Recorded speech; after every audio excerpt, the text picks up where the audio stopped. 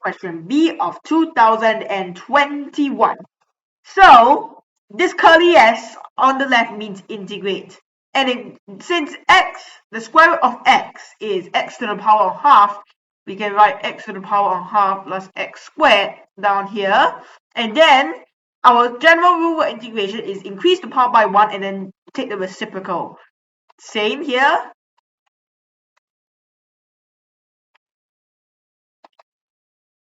And there, now we have to substitute 8. Since the lower limit is 0, there's no need to substitute.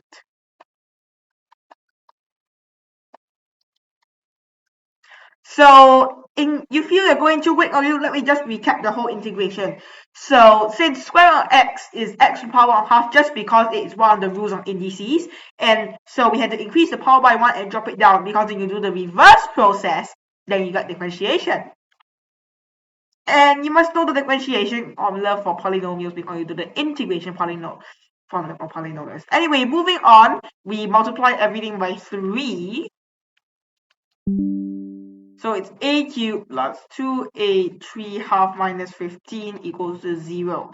So we can factorize this. And do you know why I'm putting a3 half in both brackets? It's because it's a quadratic in a3 halves.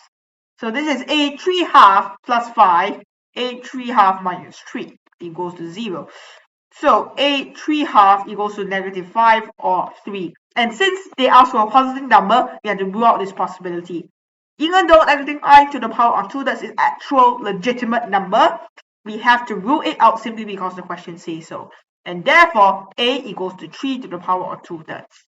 Well, I hope you enjoyed this short video and see you in another MAT video.